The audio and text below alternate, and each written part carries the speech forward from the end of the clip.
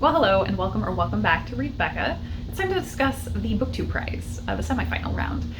This is a prize that runs yearly for both fiction and nonfiction reading that anyone can participate in and is run by Robert Sheard. We're in the semifinal round, so I've skipped out on the first 2 rounds of reading, and in this prize we read 6 books over 2 months, and the judges in each group with their 6 books votes, and 3 go forward in every round. So in the semifinal round, there are 12 fiction and 12 nonfiction. I have nonfiction this round, so I've got 6 books in nonfiction to read. I always kind of struggle with how I want to structure these wrap-ups. So in fact, at this point, I am at the beginning of my journey of reading these. I decided I think I want to do my immediate reactions as I finish the books and record those to get those down, and then come back at the end once I've finished all my books and rank them at that point. So this is going to be all of that. So you'll see some clips of me reacting to the books as I go, and then my final ranking at the end here. But I will put some timestamps down below. So as I said, I'm at the beginning of my journey because as I'm recording right now, I have only just finished my very first book. I finished Undue Burden, Life and Death Decisions in Post-Roe America by Shefali Luthra. Obviously a very heavy topic. I think it was handled with great care. So this is primarily journalistic nonfiction, I would say. It's very heavily researched. There's a huge section of notes at the back. So this is actually not as long as it looks. And it's also very accessible, I think, in terms of the reading experience. We definitely at least start and primarily focus on individual personal accounts, whether those are from people who are going through the experience of trying to seek an abortion in post-Roe America, or medical providers who are trying to navigate that situation as they figure out what is even legal for them to do in terms of providing healthcare. I think right from the beginning, it's very easy to get sunk into this because you're following these really personal stories, but it also weaves a broader tapestry because you are sort of jumping between the individual and what someone is going through in their personal medical situation. And then you're also getting the tapestry of each state having its own reaction, its own politics, its own medical infrastructure, and the challenges faced because of changes in terms of Roe falling. The states that were getting ahead of that and beginning to make legal changes that maybe weren't effective, but nobody knew how to react to that. The knock-on effects after Roe fell for states that were more restrictive, actually having impact on states that were less restrictive, and seeing an influx of need for resources and time and care, medical professionals having to fly from across the country to staff a need that was happening somewhere else. And so things like that, I think, did a great job of showing the fact that this is something that, regardless of how each individual state has handled it, it has affected the entire country very significantly.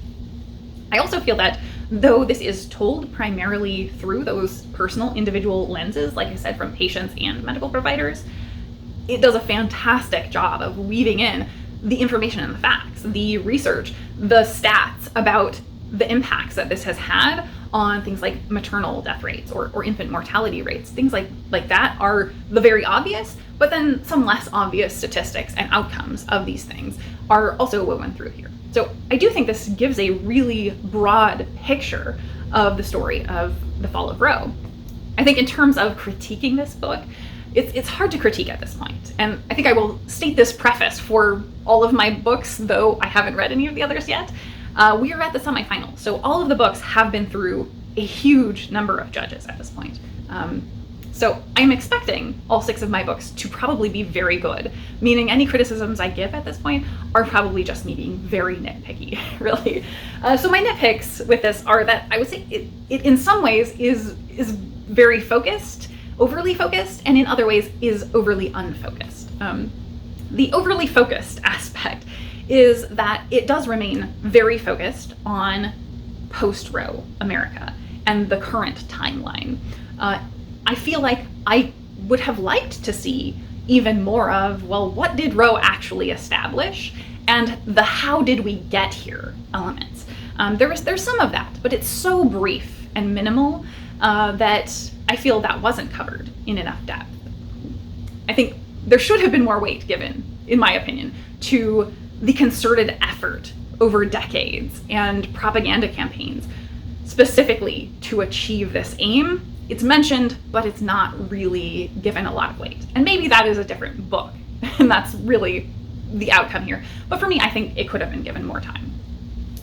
In terms of how it's unfocused, the unfocused aspect is that the chapter headers are always titled for either a person, the individual who supposedly is going to be the focus of the chapter, or a state, the state issues, where we're going to talk about their legal situation or the clinics that are running there, whatever.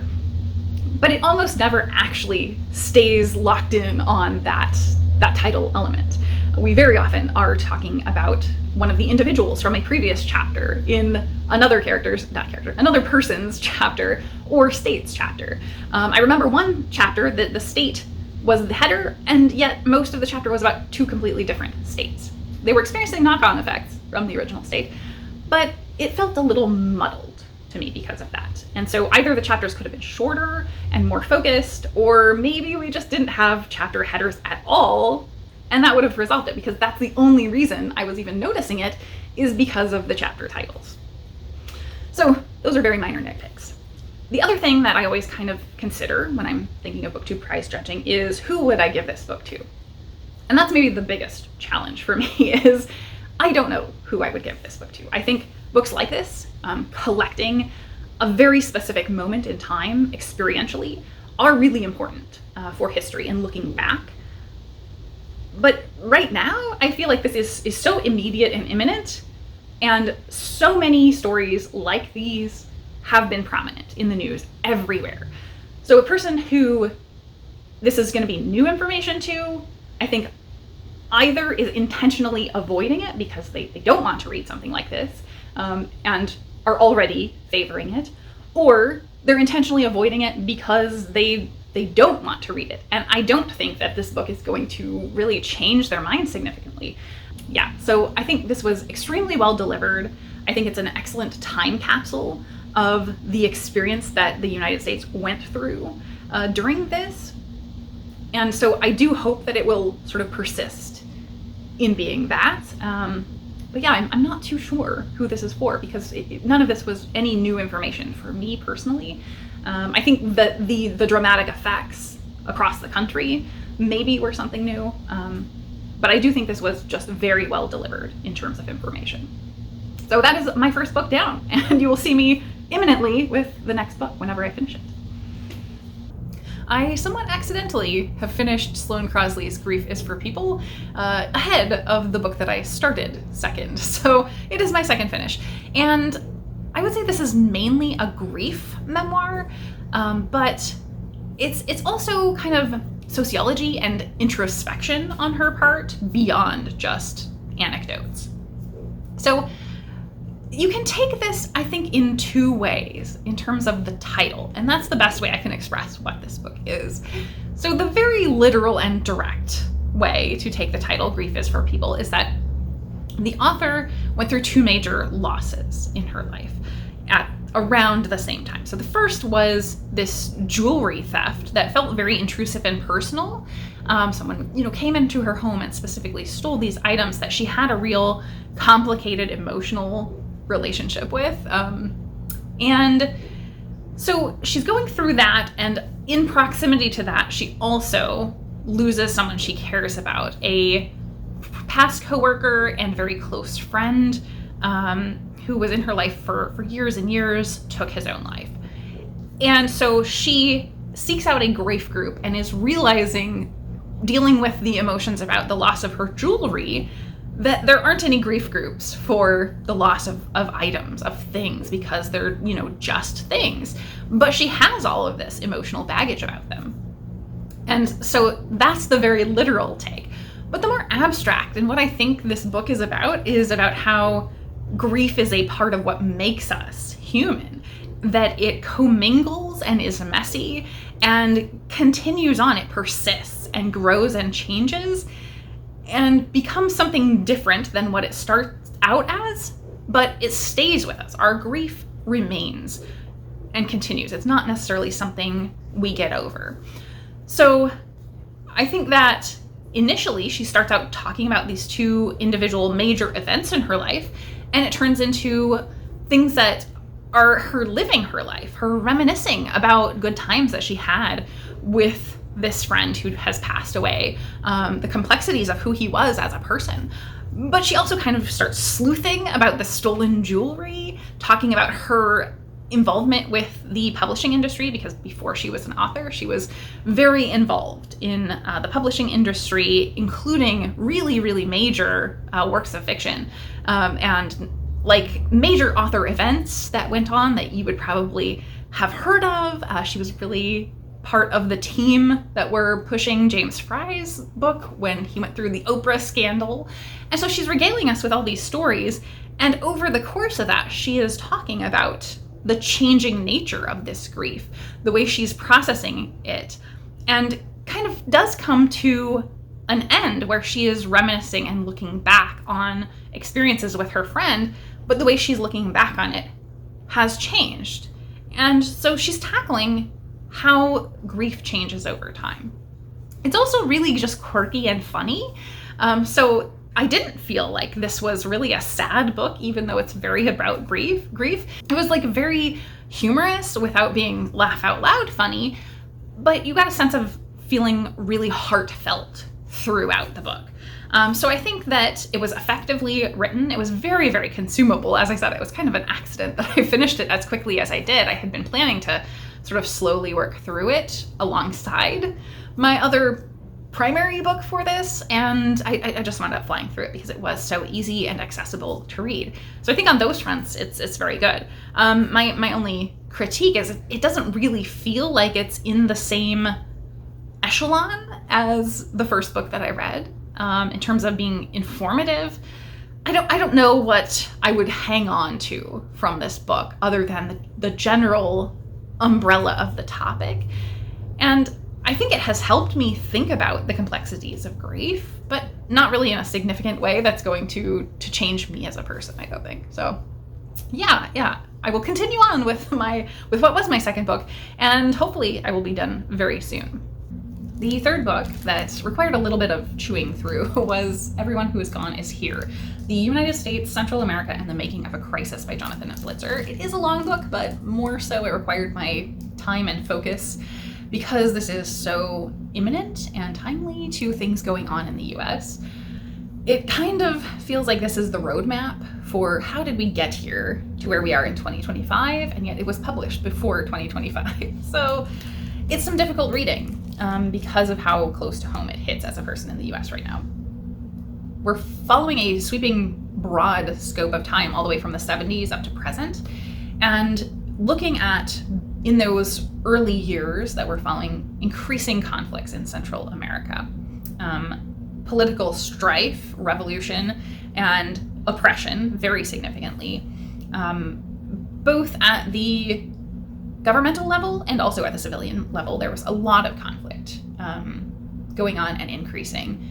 And regime change throughout Central America, I think, is something that came across very significantly. And just the level of difficulty that people had in surviving, in getting by day to day and not being targeted just simply for falling out of line in any way comes up time and again. And so we're being told that sort of large-scale political story about the state of Central America over time, but we're also getting individual human stories of people who are really experiencing the difficulty and just seeking a way out. So we're getting that personal journey of immigration. And I think that's the most powerful part, but it's also incredibly difficult because some of these stories are really extreme. We do get even a chapter completely focused on a man being captured and tortured for the entire chapter. So there's some really grim reading in here, but it is a very important story to hear as we in 2025 are looking at things like deportations to one of these countries. So El Salvador is significantly focused on. I would say this is much more focused on El Salvador than any other of the Central American countries. And so we do very much get the story of El Salvador and the conflict there that led to mass immigration, the formation of MS-13 as initially this US-based gang that then, because of deportations, kind of spread across countries. and just the way that ultimately the US policy affected that, and worsened it in many ways. So we see a lot of decisions over time that have grown into things that are impacting us today. We also get to follow the formation of the current leadership in El Salvador, and the formation of CCOT, which has been very all over the news as the US are currently deporting people there. So that all feels extremely imminent. I have to think the author is both feeling awful because this is just so on the nose, or is patting himself on the back, probably a little of both, for having delivered this just step-by-step documentation of how we got here. So this was a hard read because of that, and it was very emotional to read some of the hopeful stories we're getting toward the end of this book and know that potentially those are completely turned on their head as of now, as a present time, after the book has been published. So that was just very heartbreaking. It wasn't really surprising in any way, but this does take us through, mainly in terms of US politics, the past 3 presidential regimes, Obama, Trump 1, and Biden. And all of them are painted in a pretty negative light. Everything that we get sort of politically is pretty negative in terms of handling of immigration. Just in general, we're dealing with things in a way that is creating harm all over the world. And we haven't yet even tried, it seems, to really implement a better or more humane system. And so I don't think anyone comes away without judgment in this. It's very difficult to read for that reason, because everything is very negative. And even the people who are advocating for immigrants, in many cases, find themselves with their hands tied. So there's not a whole lot of hope in this book, but it is a very, very important history.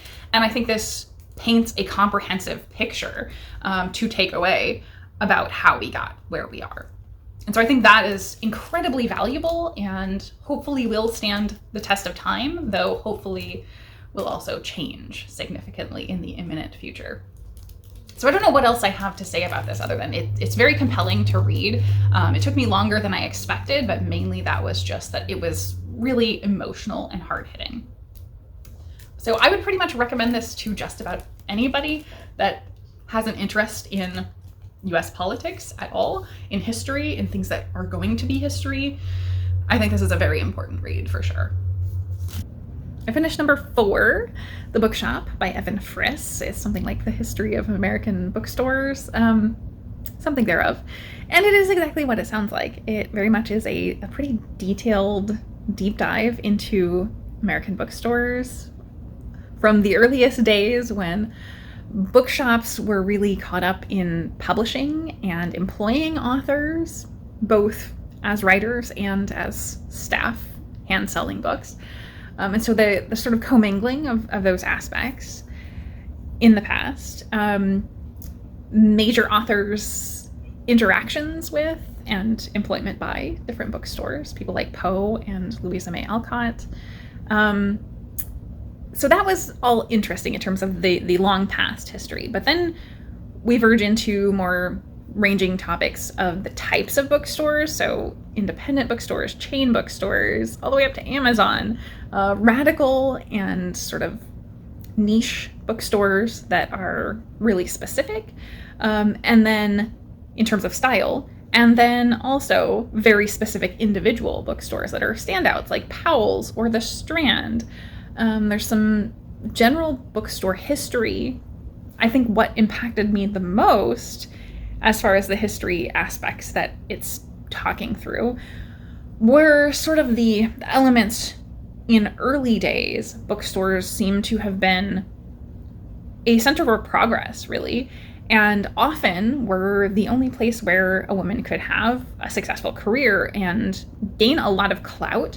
There are multiple scenarios talked through where women had very prominent major positions that had power in days when that was very, very uncommon. There also was a really interesting stories that I wasn't familiar with before about things like Macy's and generally what we would consider department stores now selling books and competing with bookshops. And very specifically, back in the day, apparently there was a legal case decided that allowed a department store to underprice books below their printing price, basically, in order to draw people in. And so that has been something that is much more controversial nowadays regarding Amazon and their practices of selling very low for books in order to draw people in to buy other things, right? So all of that ground was laid in department stores in the past, having tried to draw people away from bookstores and into buy other things than books. And it's interesting how much things are coming up throughout my readings for this project that are very economic. And what came across through all of this bookshop history, I think for me, was very economic. There are all these ideals and things that people want to hold as the wonders of the bookstore, and we all have this certain feeling emotionally about bookstores as readers and fans of books. But it's a business. And as we get to modern day and with things like the big chain bookstores, we see that juxtaposition of like the community plea to save the struggling bookstore while the owner, the brand owner, is extremely profitable and is very, very wealthy. And so there is that clash between the joy of books, the love of books, the passion and fandom for books, and the capitalist side. So I think I enjoyed all that I read here. It felt kind of more like a podcast, almost like each chapter should have been its own episode somewhat. The format and tone felt very like that. So it was really accessible and easy to read, but it does feel just a very like popular history. So I don't know what about this stands out for other readers that put it this far along in the prize, other than that the topic books is really obviously tugs at our heartstrings. So I enjoyed this, but I don't know that this was exceptional in any way to me. It was a very enjoyable, focused history. And I think that's about all I have to say about it for now. We will see where it's at when I reflect on it after getting some time away from it. But as of now, I very much enjoyed it. It was a very good book, but I don't know that it stands out competitively against the other books that I read here. 5 out of 6 down now. I finished up The Barn, The Secret History of a Murder in Mississippi by Wright Thompson.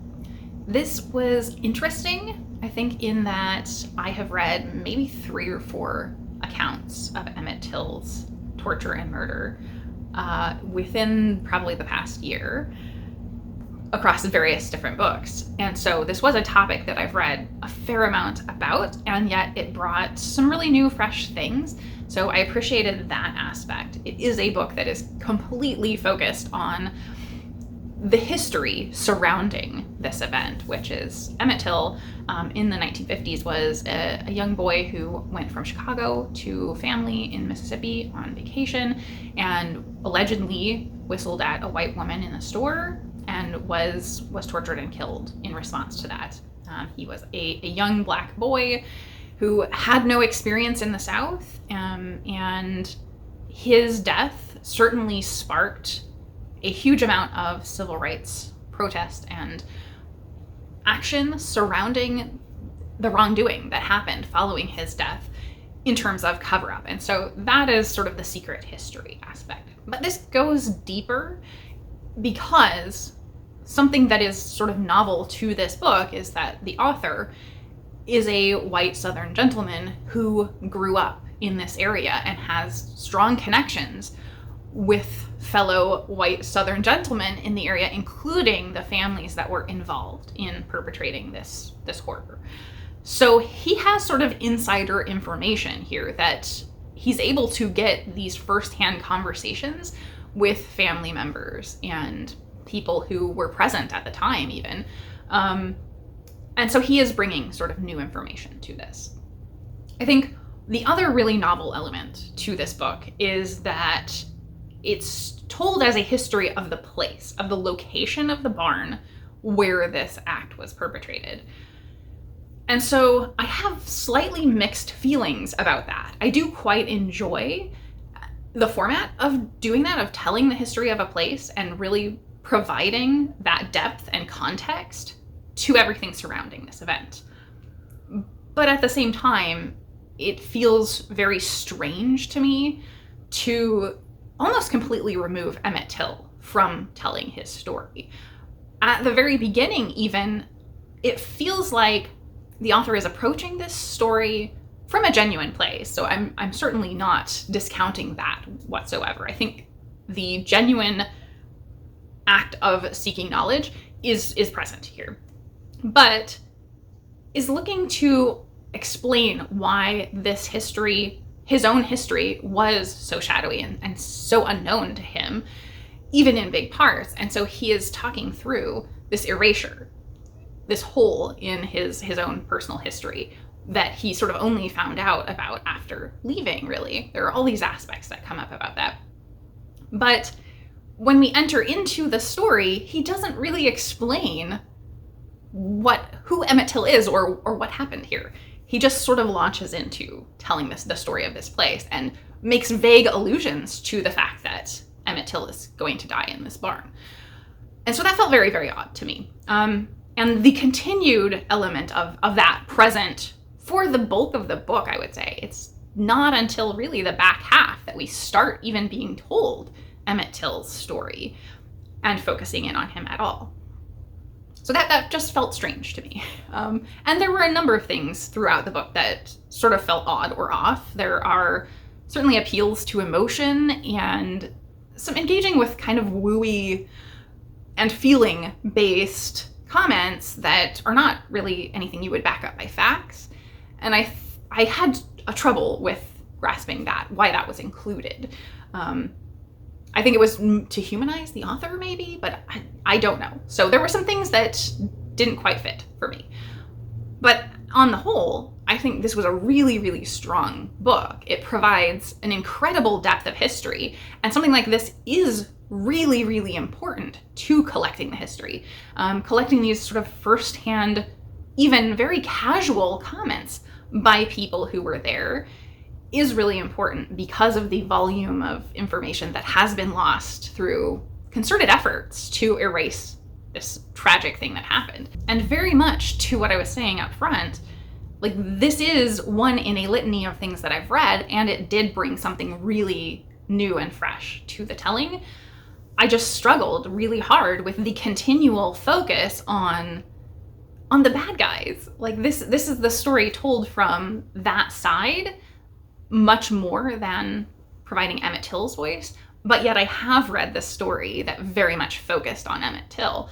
And this isn't glorifying anything that was done, but it is providing the context for why did this happen? What were the steps leading up to it? And sort of the after effects in that community are explored here much, much more than any other book that I saw.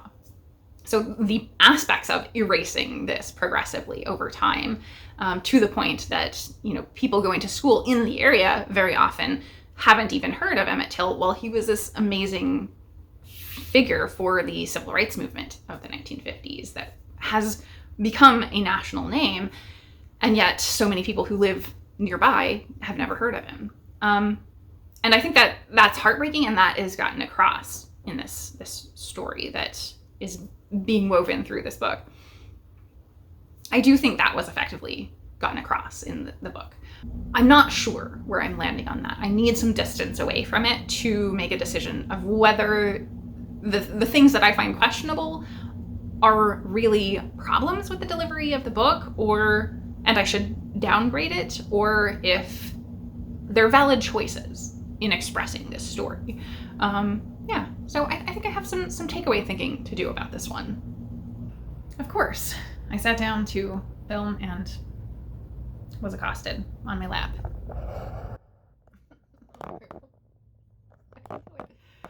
So, I finished Cue the Sun, my final book for this round of the Booktube Prize. And It's an odd one. Not that this is bad. I don't think there's anything that I necessarily strongly disliked. I just had trouble with the lay of the land in terms of the book, mainly because it sets out as this book about the history of reality television. Cue the Sun is a reference to the movie Truman Show, where this singular man is living in a constructed world, basically, that's kind of modeled after squeaky clean 1950s, and he doesn't know that he's living in a film set, basically.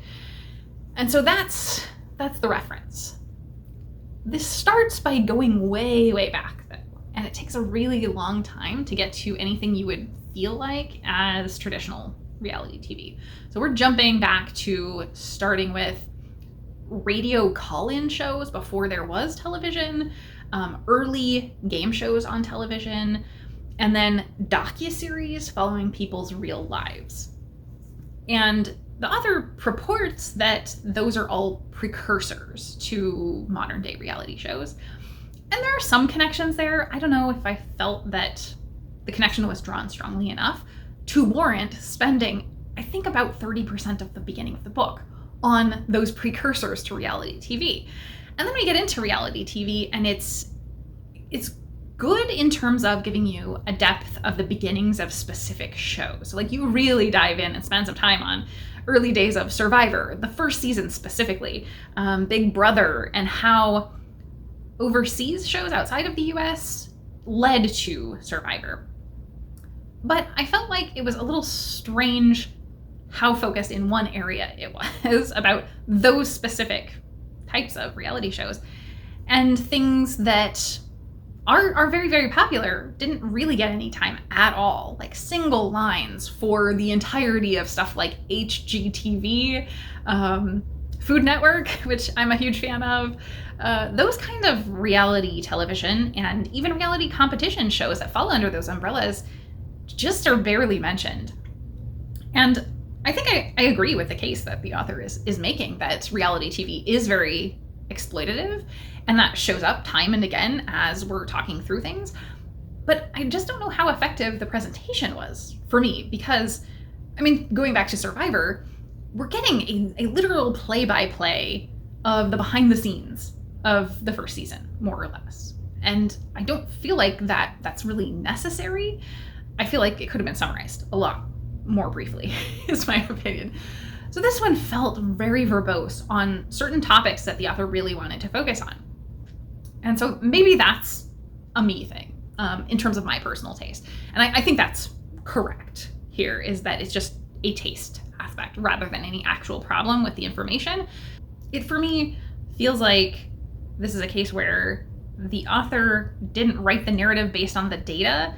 They collected the data based on the narrative they wanted to present.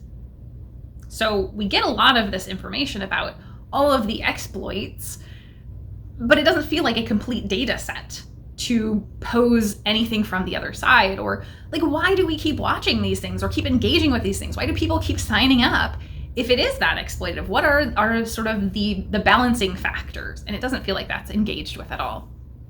And so to my taste, like, I prefer the broad data to be presented kind of from a distance by the author. And that's not really what the approach is here. And that's not necessarily wrong. It's just not something I prefer.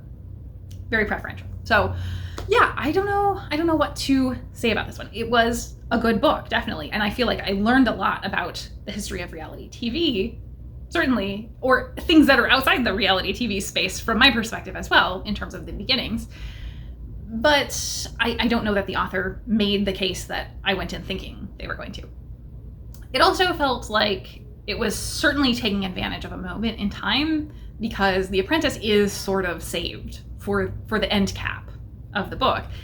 And it feels like that very much was playing on current events in the world at the time when this was initially coming out, and trying to gain traction about that. And about Trump and everything that has gone on in the past couple years, but didn't bring anything really new or significant to that story. So it doesn't really make sense why that was included significantly here. And it wasn't even included as significantly as most other shows. So yeah, I felt this was a little imbalanced for me. So I think that's the end of this. Overall, as far as the trends I saw in these books, it was really interesting coming away after the 6 books to recognize the theme showed up over and over of how did we get here? And I think that was true in Q the Sun as well, where it is a progression of sort of worsening exploitation. And the how did we get here is definitely present there. And so that came up sort of time and again. Sorry, we lost Aru and he shook the camera. So I think I was talking about the fact that through all of these books, I think all but one, there was a certain side of or reference to economics as an influence on all of these things that I'm not used to seeing in books that are not specifically about economics or financials, which I do read too. But it kept coming up here of like, this was driven by not just greed, but by specifically this economic structure. And that was really fascinating to see pop up, not as a huge element, but it's there, it's present in most of these books. And I haven't really seen that before. So that I'm curious to see if that is coming up more and more in books where people are kind of referencing that these sort of capitalist structures and influences on things that don't initially seem related are very present. Yeah. So I think I'm gonna wind this down with that for now, and then I will come back to you momentarily for you with my rankings, because I'm gonna need some time to think about how I'm ranking these before I submit. All right, after a couple days of careful consideration, I have my final ranking. So to start, I need to reiterate, we're at the point where these were all good books and it kind of just comes down to personal taste very much. I think pretty much across the board, if you pick one of these up, you're gonna have a good reading experience at very least. So in 6th place, I have The Bookshop. This was a really good history of the American bookshop and the progress made, the activism that has grown there. But it's such a niche topic and it kind of feels very podcasty. So I don't really know why it's here other than that the topic is all of our niche interests. And so I feel like there's a lot of bias in it making it this far, but it's a very good book. In 5th place, I have Q the Sun, which again is here because it's such a niche interest. Only people who are really interested in reality TV are going to really be interested in picking this up, honestly, because it's completely devoted to that topic. So good book. I think this one was even less to my personal taste, as I discussed earlier, but I think there's more broad applicability to this book than The Bookshop, and that's why it's in 5th. In 4th is Grief is for People. I'm kind of surprised this one is as high as it is on the list because it's a memoir, and so it feels like it's a very personal experience, but for me, this is really approachable and applicable widely across a lot of people. So I feel like this has one of the broader readerships where I could recommend this to a lot of folks that would get something out of it because it's tackling so much more than just memoir. It's really talking about those topics of grief being intertwined with our humanity. In 3rd place is The Barn. And this is where we're at the point of they're just such good books. So The Barn, again, had some questions for me in the approach, but I think this is really tackling the history of a place and telling a story that has been told before in a really fresh way. And I do think this book should have a really, really broad readership. It's an important subject, an important story to be told. And while I had some questions about it, I think it's a great book. In 2nd place is Undue Burden. This one is hard for me to rank because it's such a difficult topic. It's such a difficult book to put in people's hands, but I think it's an important story. And I think it will bear out through history or as history more so than it will change people's minds right now. But I think it is somewhat of a time capsule, encapsulating the chaos that has been very politically driven in our medical lives. And in 1st place is Everyone Who Is Here Is Gone. This was such a hard-hitting and thorough book, encompassing such a broad swath of time and truly giving us both the human and the large-scale story of how did we get in the US to where we're at in 2025 as it relates to immigration and specifically our country's relationship with Central America. The division, the political individual steps along the way. This is a roadmap for how we got here. And I feel like this would be a really important read for just about anybody. It's incredibly hard, difficult reading, but it's so, so valuable. And truly, truly, this is the one that is gonna stick with me the most out of this pile. So those are my 6 books and my final rankings for the Booktube Prize semifinal. I am signed up to judge again in the final, and I once again have requested nonfiction. So I do expect I will be back in a couple months with another ranking. And in that case, I should only have 3 books to read. So it will go much quicker next time. So that is all for me today. Let me know if you are participating in the Booktube Prize or following it as a viewer. I'm very curious to see how things shake out in my group once the ranking comes out, because you will be seeing this as the finals, the judging has completed. So thank you so very, very much for watching.